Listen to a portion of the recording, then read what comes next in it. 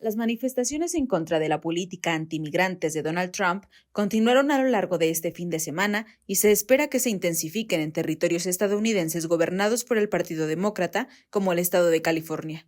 El sábado marcharon al menos 30,000 personas en Los Ángeles y otras ciudades de Estados Unidos para rechazar las acciones del gobierno de Trump. Las autoridades de la ciudad californiana contabilizaron 35 arrestos por saltarse el toque de queda.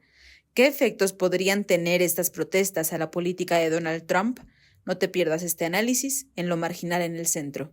Buenas noches, nos encontramos en una emisión más de Lo Marginal en el Centro. Hoy platicando sobre las protestas en Estados Unidos contra la política anti-inmigrantes de Donald Trump. Y para eso tenemos en la mesa de análisis a Alfonso Ruiz Núñez. Muchas gracias por encontrarte con nosotros.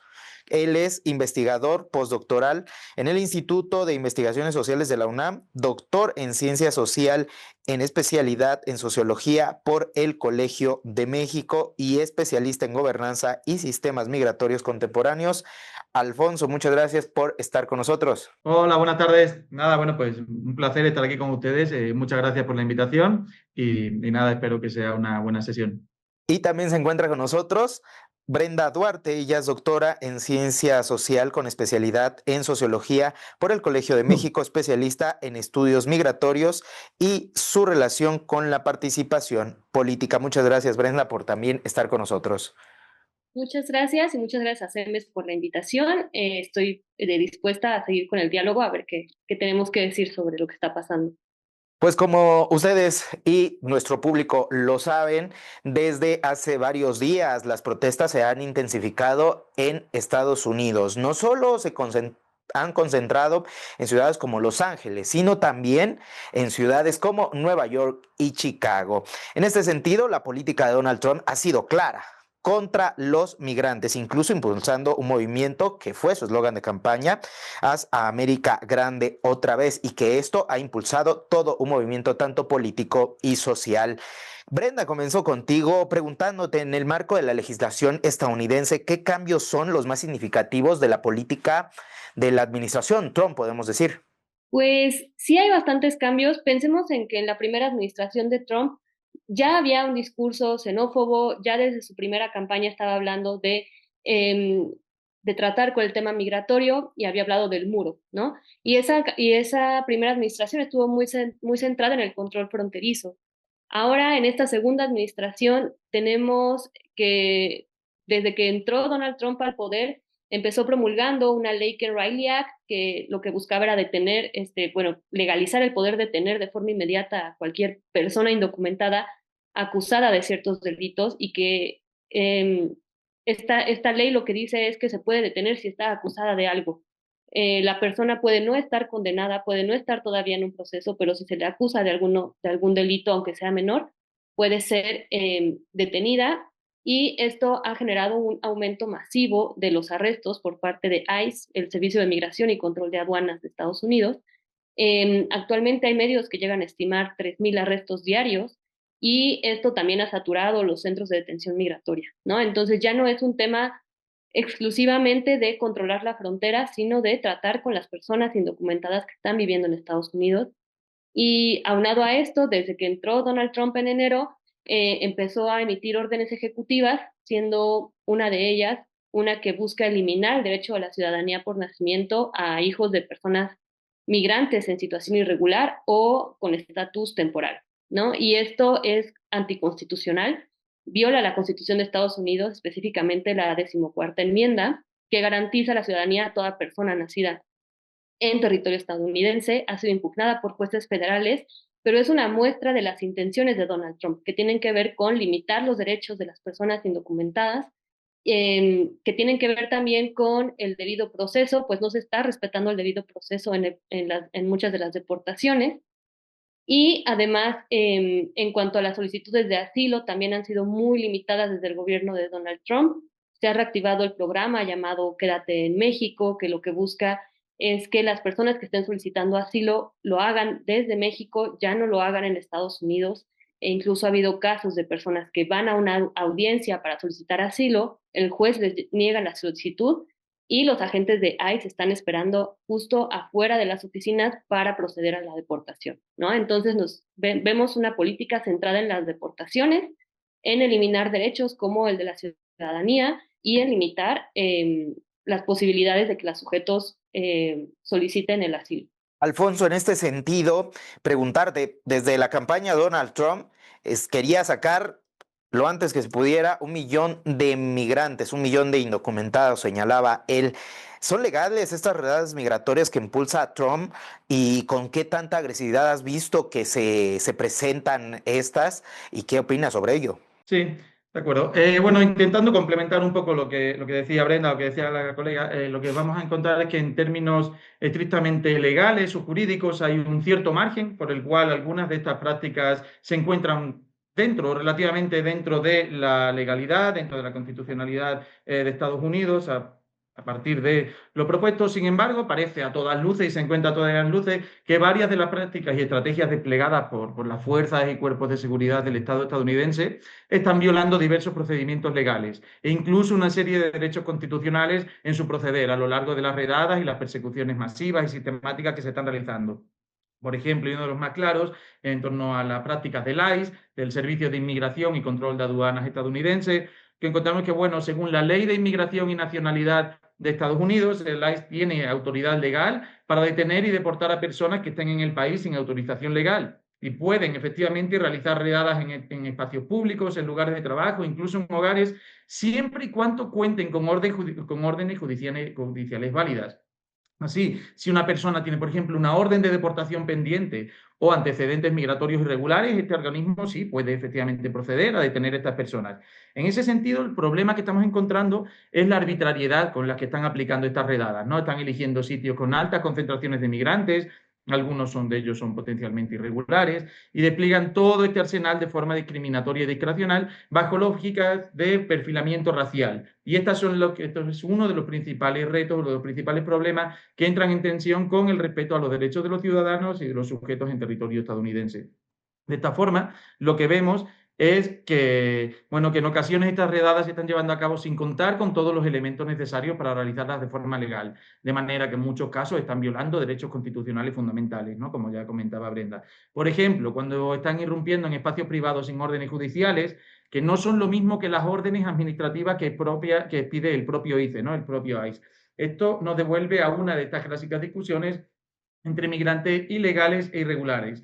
No es lo mismo hablar de faltas administrativas relacionadas con el estatus migratorio de una persona que hablar de delitos penales. En el segundo caso podemos hablar de criminales, podemos hablar de todo este discurso, esta narrativa que se está construyendo desde el gobierno de Trump y a partir del cual justifican la legalidad de estas prácticas. Pero cuando hablamos únicamente de faltas administrativas y relacionadas con la irregularidad, estas lógicas no aplican, ¿no? Esto nos lleva a discutir quizás otro de los grandes conceptos y discusiones a las que nos referimos quienes estudiamos los procesos migratorios, que son las prácticas y discursos que criminalizan a los migrantes. Básicamente, esta es una de las grandes estrategias desplegadas por la administración Trump para justificar este tipo de acciones, ¿no?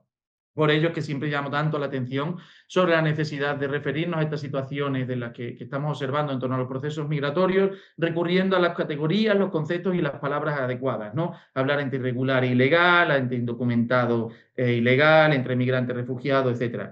Creo que otro de los posibles ejemplos de las prácticas ilegales del ICE y de las autoridades estadounidenses, como les comentaba, tiene que ver con el perfilamiento racial. Es ilegal desde la Constitución estadounidense detener a personas por su apariencia, su idioma, acento u otro tipo de características fenotípicos, culturales, sin que haya una causa razonable detrás que justifique su detención, ¿no? Esto les hace recaer en un delito de discriminación racial y, sin embargo, son las voces que están poniendo de manifiesto desde organizaciones defensoras de derechos humanos, colegas juristas y demás, están poniendo cómo esta perfilación racial está ocurriendo de manera sistemática en estas redadas. Por último, quisiera llamar la atención sobre cómo muchas organizaciones de activistas pro derechos humanos están reportando problemas relacionados con el acoso o amenazas a ciudadanos o residentes legales en Estados Unidos por el mero hecho de presentar características fenotípicas que los agentes de alguna manera consideran poco estadounidenses, ¿no? Sí, señalan cómo los agentes a menudo intimidan a personas de origen hispano solicitando sus documentos e incluso información sobre posibles migrantes irregulares. Estas son las cosas que de alguna manera marcan en prácticas de irregularidad las prácticas llevadas a cabo en torno a estas redadas. Y por último, quisiera destacar una última cosa. En el caso del gobierno de Trump, vemos cómo las dificultades impuestas en torno al acceso al refugio están violando diversas disposiciones expuestas en el Estatuto de los Refugiados, ¿no? Como las relativas al debido proceso o al derecho al reconocimiento de la condición de refugiado. Y por aquí lo dejaría. Muchas gracias. En torno a esto que mencionas de los activistas que están denunciando las agresiones, Brenda, te pregunto, hay personas que están apoyando a Donald Trump, políticos, ciudadanos, en torno a este movimiento de Haz a América Grande otra vez, pero hay igual muchos políticos y activistas estadounidenses que están denunciando toda esta campaña agresiva contra migrantes. ¿Cómo explicamos esta polarización que existe dentro de los propios ciudadanos norteamericanos? Pues me parece que tiene que ver con dos visiones de nación, con dos formas de pensar la sociedad estadounidense, una según la cual las personas migrantes forman parte de Estados Unidos. Estados Unidos sabemos que se formó desde los sujetos migrantes y que la migración ha estado presente en ese país y en su consolidación como gran potencia desde su surgimiento. Y tenemos también este otro lado, ¿no? Que es el trumpismo, este movimiento denominado Make America Great Again, que si lo pensamos, tiene una visión como muy nacionalista, excluyente y autoritaria, que propone además recuperar un pasado glorioso, ¿no? Un pasado glorioso que la verdad es que yo no sé cuándo fue ese pasado glorioso en donde los migrantes no jugaron un papel fundamental en el desarrollo de la nación, ese hacer América grande otra vez.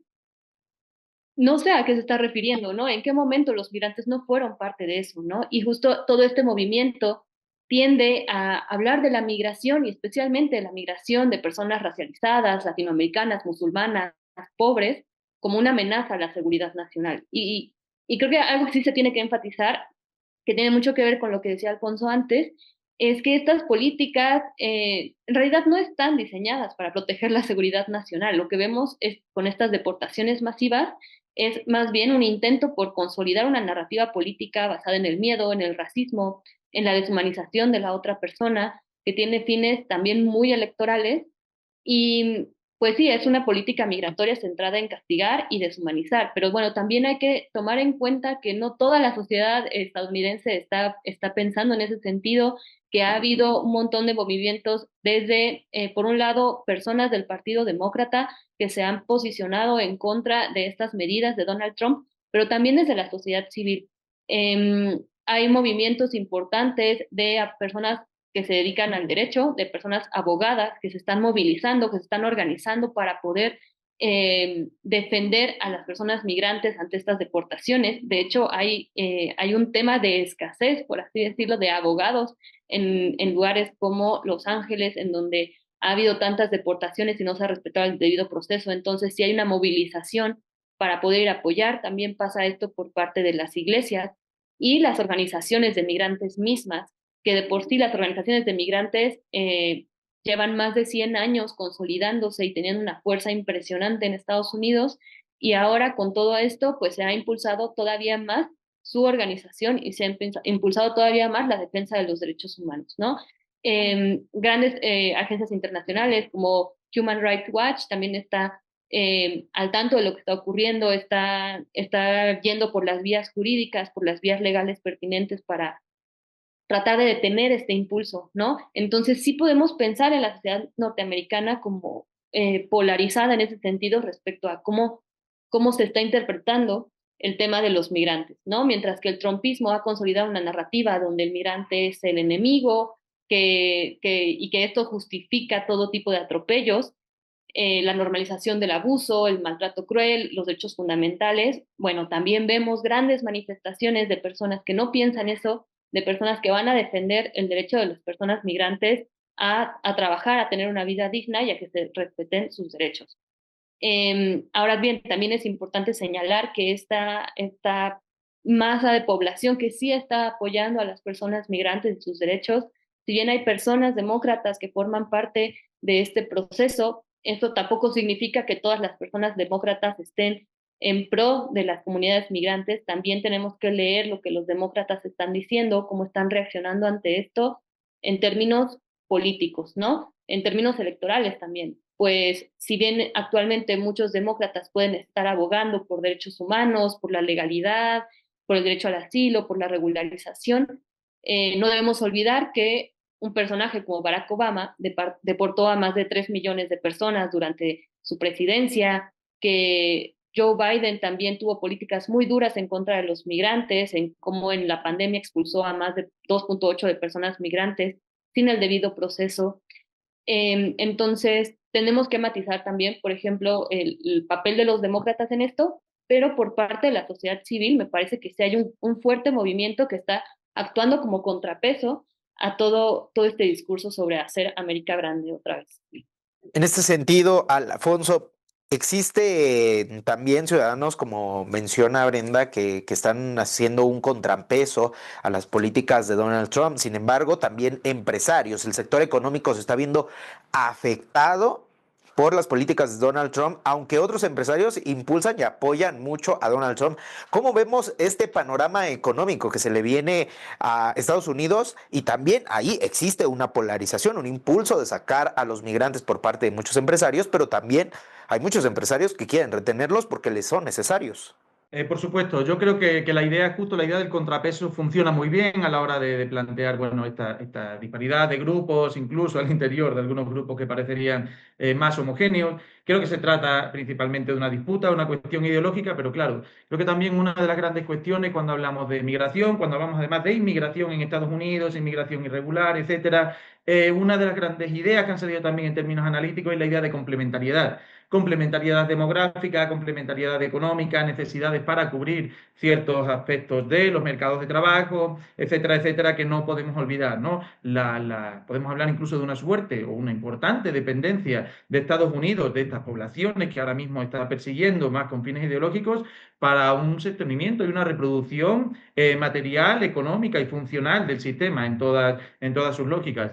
Cuando pensamos en estas distintas posiciones entre grupos que encontramos, tanto en términos políticos como económicos, como incluso sociales, en cuestión de bases, bueno, creo que lo que podemos encontrar es, bueno, cómo este surgimiento de grupos conservadores de carácter nativista, ¿no? Que parecen haber resurgido en los últimos tiempos, ¿no? Con inclinaciones hacia prácticas y políticas de corte casi neofascista, tienen en la mira todo aquello que representa de alguna forma una manera, una forma de otredad ante esta posición hegemónica, y esto no lo podemos desligar para mí del auge de la extrema derecha a nivel global, que busca un regreso a estas lógicas nacionalistas y que recurren, como bien señalaba Brenda, a cuestiones como la identidad nacional, como la idea de amenazas y como la cuestión de la seguridad nacional como la base de todo este tipo de procesos, ¿no? Básicamente, ¿qué es lo que generan? Alimentan de alguna forma el descontento generalizado que muchas personas y poblaciones enfrentan ante la vida contemporánea, las cuales, irónicamente, en muchos casos proceden de este sistema económico-político que este tipo de sujetos y grupos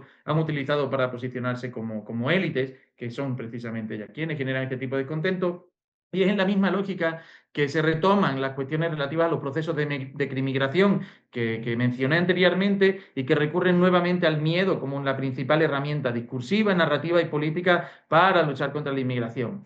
Para mí hay una cuestión clara que es esta nueva idea del nosotros y el ellos, que en los últimos tiempos vuelve a estar más presente que nunca, prácticamente de décadas atrás. Incluso podemos pensar en la caída del muro de Berlín como un último gran momento entre nosotros y ellos, ¿no? Vemos como en otros contextos como el europeo hay también un importante auge de este tipo de grupos que cobran cada vez más fuerza en la arena política y para quienes la inmigración es justamente una de las banderas de sus programas, ¿no? Sin atender en muchos casos a las consecuencias negativas o las consecuencias no deseadas que este tipo de fenómenos o que este tipo de persecución sobre los migrantes pueden tener sobre las mismas estructuras de los países o de las sociedades que los persiguen, ¿no?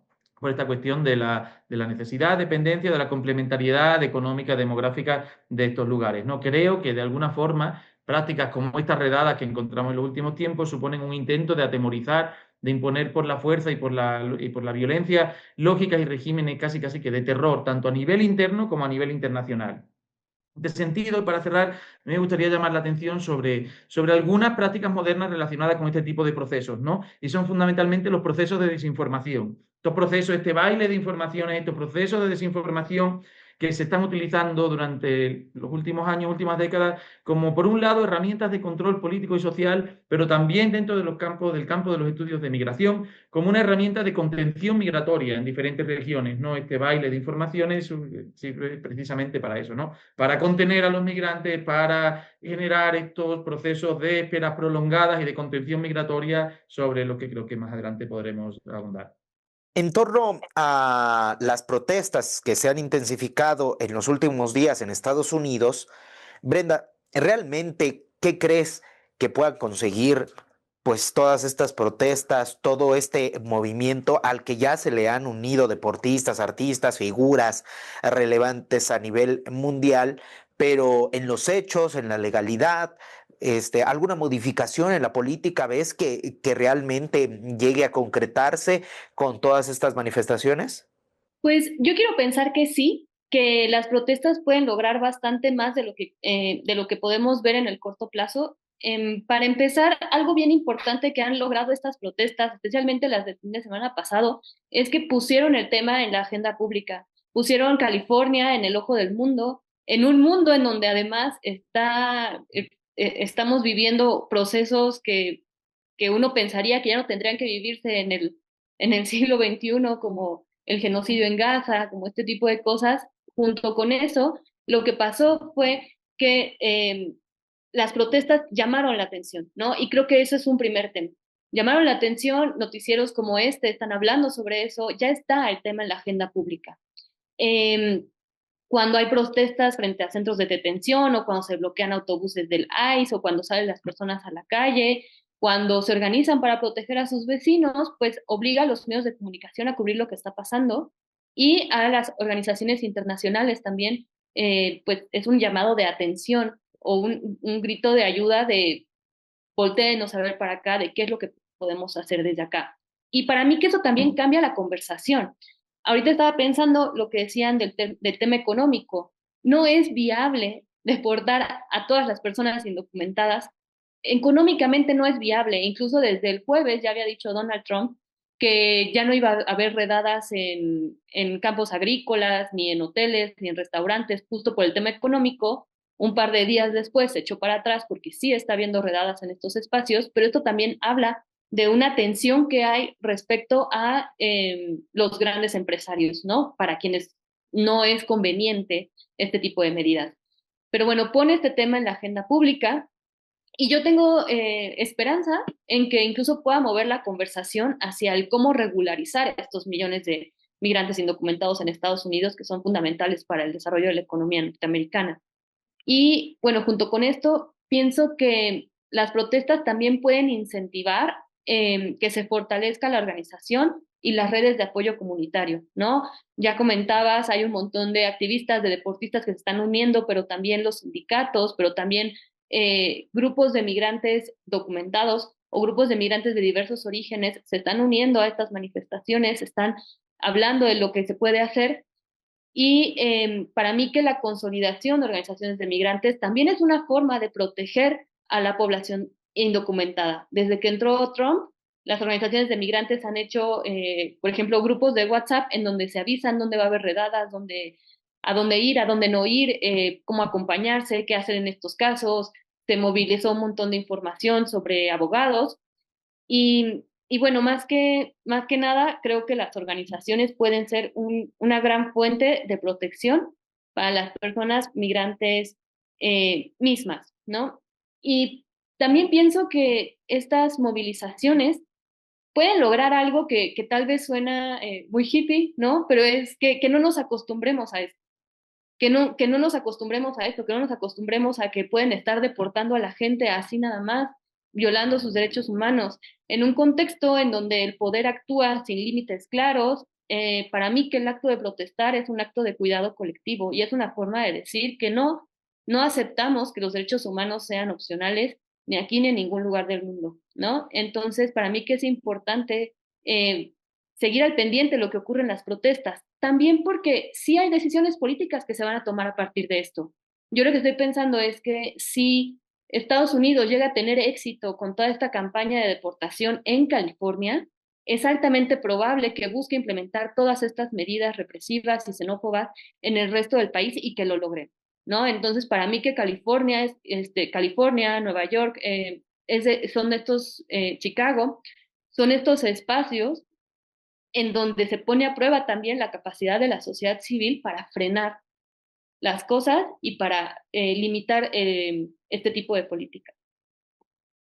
Ahora, Alfonso, tú hablabas hace un momento de que todas estas acciones de las que hace referencia a Brenda se enmarcan en el crecimiento de la derecha a nivel internacional, de un creciente nacionalismo, de crecientes actos racistas y discriminatorios, de incluso posiciones de mandatarios que son como Donald Trump, cercanos a él también, hablamos de Benjamín Netanyahu y algunos otros, que protegen pues sus intereses y existen y nos muestran un crecimiento de la derecha.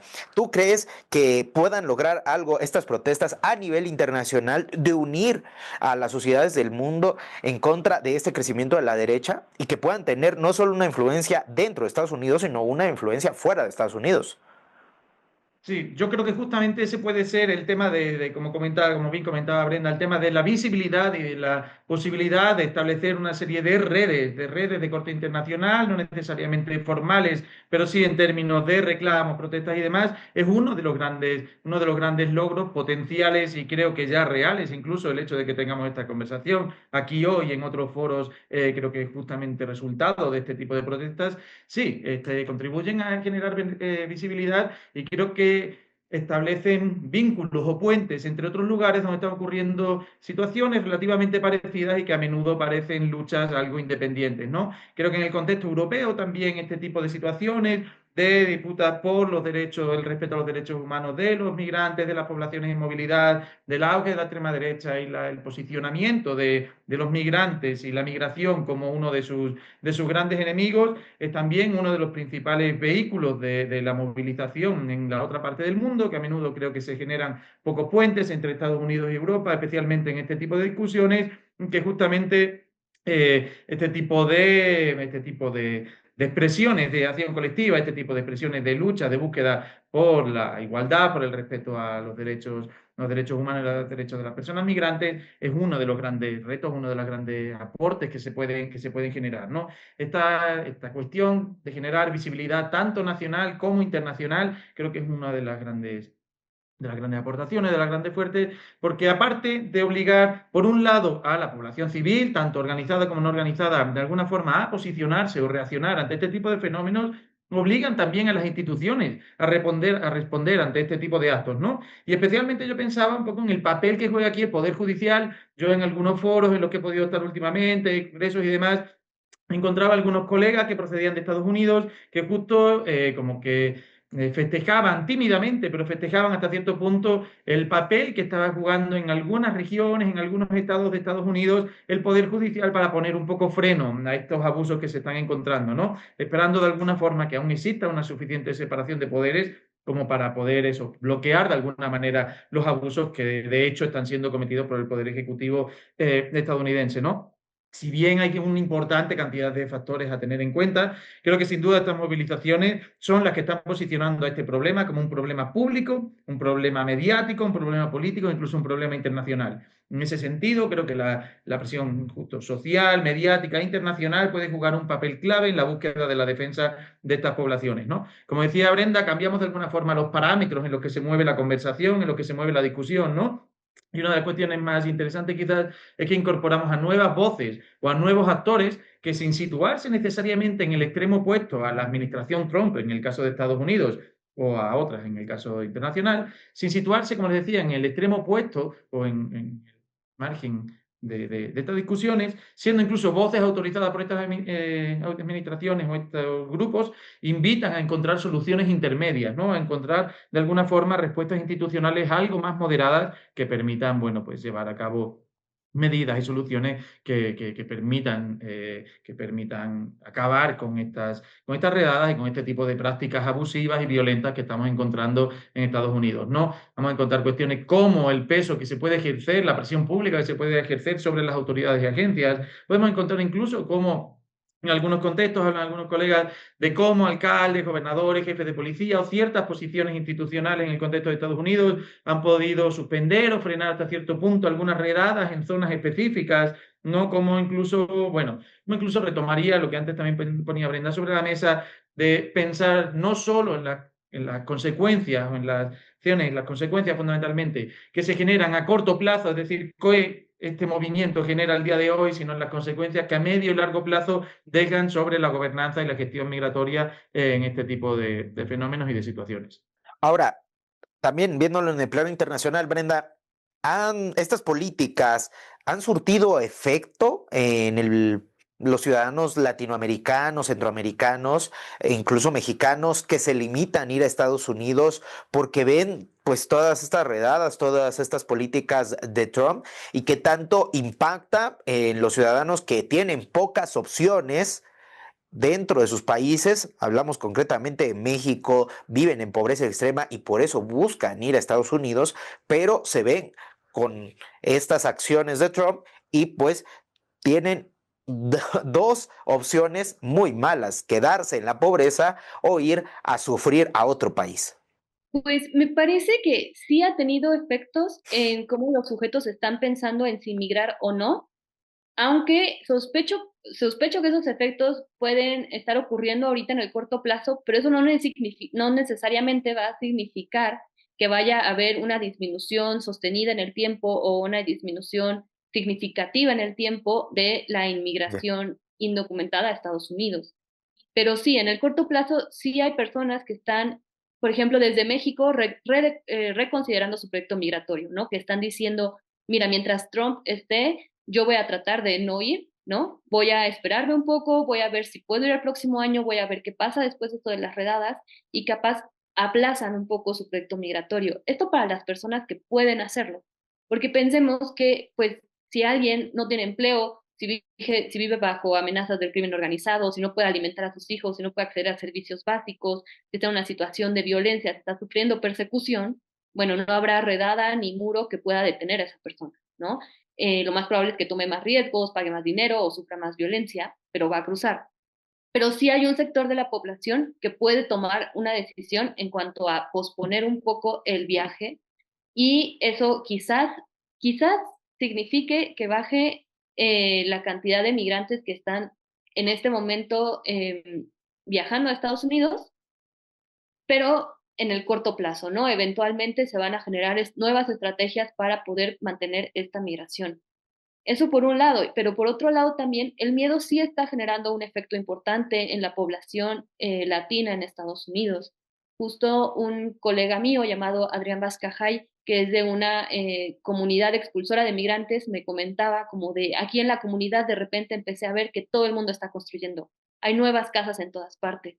Lo que está pasando es que los migrantes desde Florida están listos porque probablemente los vayan a deportar muy pronto, entonces están mandando el dinero para construir la casa rapidísimo, lo más rápido que se pueda para poder llegar a vivir a algún lugar aquí en México. Entonces, sí están pasando este tipo de cosas. Pensemos también en la población que no pudo acceder al derecho de asilo, que con la política de quédate en México, justo se está quedando en México, que es población no mexicana, que solicitó asilo en Estados Unidos, que fue regresada, pero a México, y que ya está pensando en desistir de sus intentos de ir a Estados Unidos y quizás quedarse en México o volver a sus países, ¿no? Entonces, y con todo y todo, y a pesar de eso, y a pesar de que todo esto está pasando, me parece que no es suficiente como para que la migración se reduzca significativamente en el largo plazo o se elimine por completo, ni mucho menos, pues las causas estructurales de la migración siguen estando ahí, que son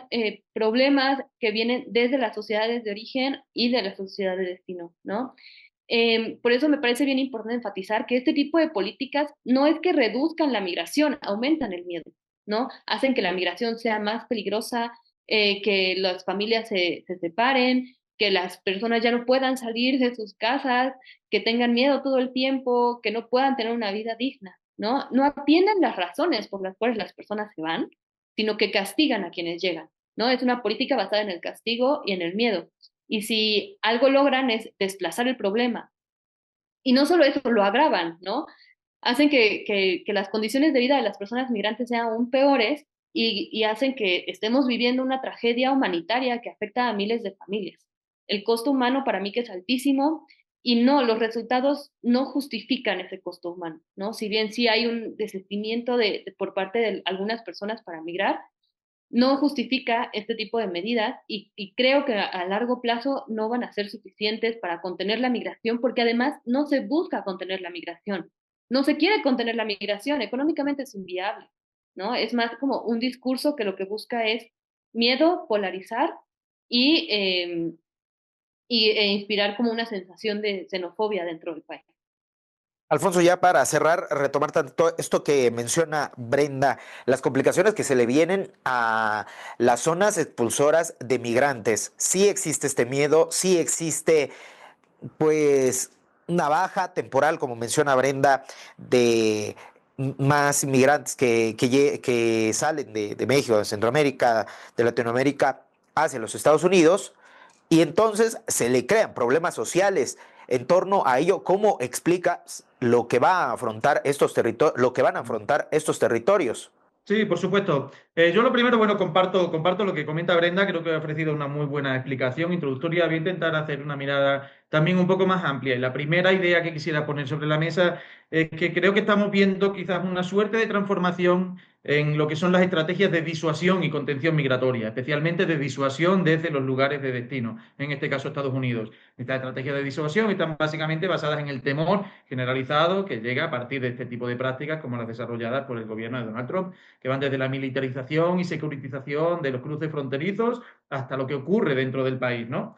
Y bueno, yo lo primero quisiera hacer un par de anotaciones. La primera sería hacer un llamado a que cuando hablamos de migración en México y desde México en la actualidad, tenemos que pensar más allá de solo en los mexicanos que se van o se fueron a Estados Unidos o que regresan. Tenemos que pensar que entre México y Estados Unidos forman una parte central, final de un sistema migratorio global que tenemos que atender. Por supuesto, los migrantes mexicanos en Estados Unidos o que retornan de Estados Unidos en las condiciones que sean, siguen siendo un tema de total y central relevancia. Pero tenemos que comprender que el papel que juega México en la actualidad, tanto en el sistema migratorio mesoamericano, el sistema migratorio regional, como en los corredores migratorios globales, es muy distinto del que desempeñaba hace apenas una década y media o a principios de siglo. ¿Cuáles son las consecuencias de estas transformaciones para el contexto mexicano de América Latina? Bueno, pues como les decía, lo que vamos a ver es que ahora México representa un punto nodal clave dentro de los corredores migratorios globales, debido fundamentalmente a su posición de vecindad y fronteriza con Estados Unidos, ¿no? México lo podemos entender a día de hoy como una suerte de territorio bisagra de las Américas que une las distintas Américas, que une el norte y el sur global de alguna forma, ¿no? Cuyas implicaciones sobre los procesos migratorios y sobre las estrategias y proyectos migratorios de los sujetos migrantes es fundamental. ¿Qué encontramos a día de hoy? Que el uso de la contención migratoria que hacen a partir de la externalización de fronteras de Estados Unidos, esta contención migratoria que se ven obligados a llevar a cabo países de América Latina y de otras regiones, se convierte en una suerte de arma arrojadiza, ¿no? Se convierte en una especie de herramienta de negociación para intereses estratégicos de unos y otros. Como les decía, en tanto es un punto nodal clave, lo que encontramos, por ejemplo, en México en los últimos años, por ejemplo, con base en los datos de la Comisión Mexicana de Ayuda al Refugiado, de la COMAR, es que encontramos a personas procedentes de más de 100 países atravesando el territorio mexicano en la última década. Esto solo, la mayoría, con la intención de llegar a Estados Unidos y bien solicitar asilo o bien entrar al país de alguna otra forma.